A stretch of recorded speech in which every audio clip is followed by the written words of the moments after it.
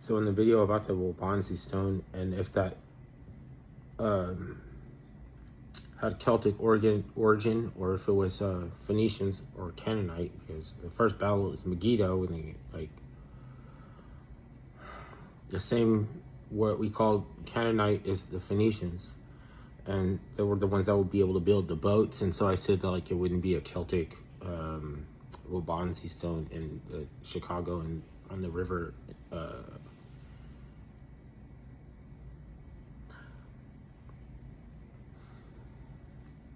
I don't know, because now Vikings, or they say like, yeah, we don't really understand what Vikings were, and like who, like for all I knew, they had a treaty and a peace and agreement with Morocco, just like the Moors or something.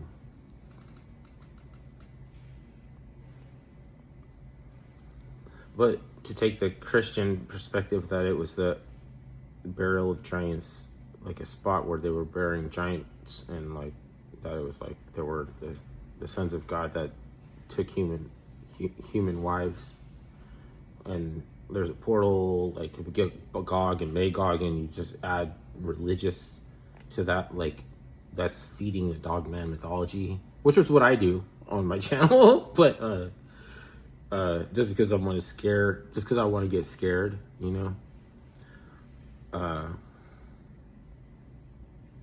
You can't really, I mean, there's something going on that's like pre-Atlantean, like there was like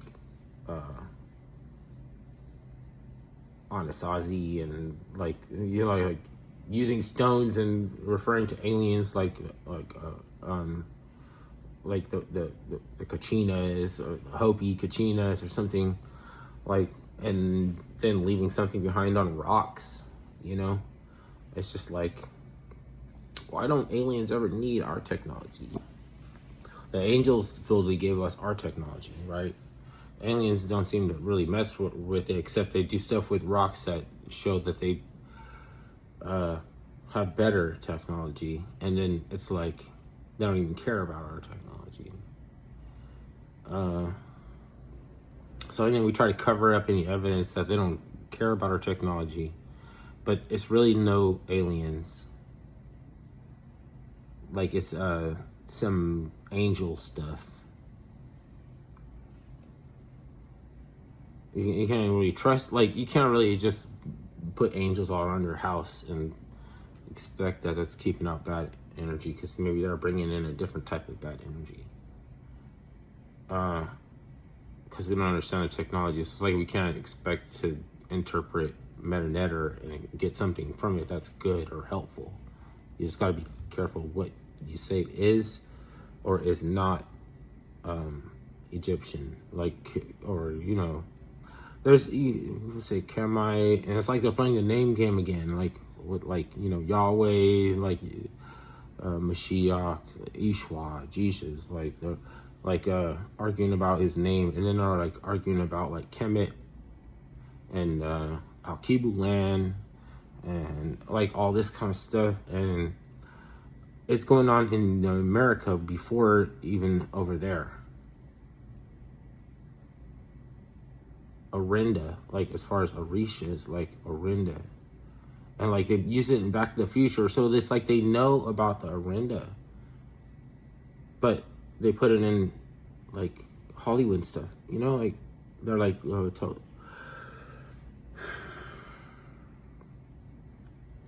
and they're advanced 20 years in portal science, like before anything they talk about, then they already have the technology. So it's like not even, it shouldn't even be, we shouldn't even care what they do.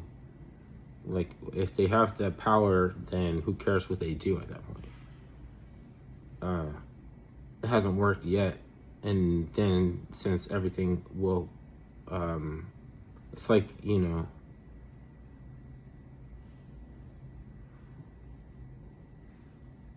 it's like a battle between the nightfall and when the sun rises or something, and there's plenty of hours left before the dawn for magical things to happen, right? Then everybody's not enthralled. By the time it's like daylight, it's like a Potemkin village. Nobody's like really enthralled. It's like we kind of know what's going on, but we don't like always do things for our posterity, I guess. Like that's actually rare, like in the development of a nation. So like, who knows if this is not growing pains? Like we're always thinking of it as like like this is probably gonna destroy us. But then, like, how many times does the nation get destroyed? It's just getting destroyed in like 4 or 5 times, and it's still a nation. So what do you call it then? Like, so you could just like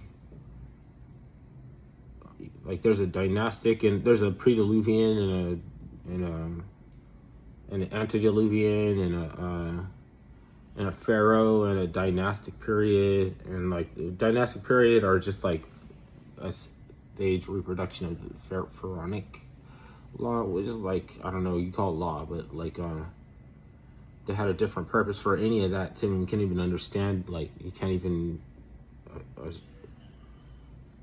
make correlations anymore, because like you're dealing with fractions, like you're dealing with fractions of the jewel shard.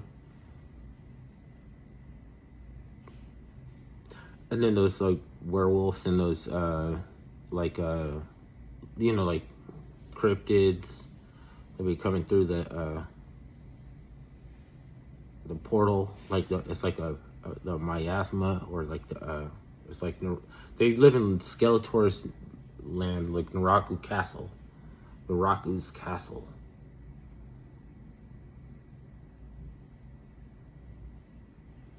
It's like another version of like it's like purgatory or something, and like he's got his like influence. It's kind of like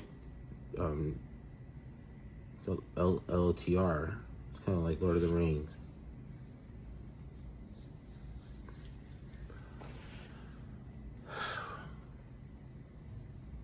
It's multimedia. All that like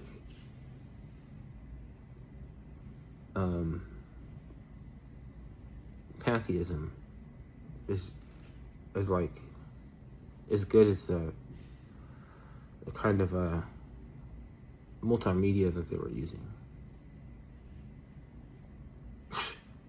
So that's like you could say that, and then you could still be like Orthodox or Catholic or something. It doesn't disqualify. I don't think it disqualifies. They have icons, right? There was the Ninth Ecumenical Council about whether or not to observe or the icons, or like it's like you do something, or people visit them or do something when they visit them. Maybe they like prayed or something. So it's like if you're worshiping and you're at the icon, or you're worshiping the icon or something, are you doing something wrong?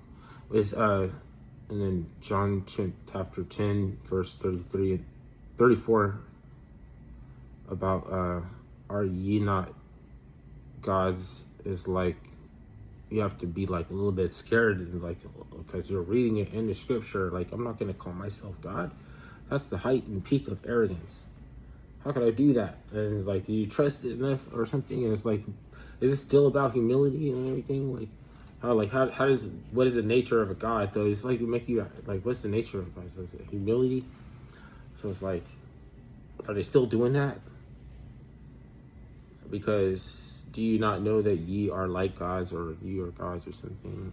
And they were persecuting John because he seemed to purvey that he was like, or something like it's like,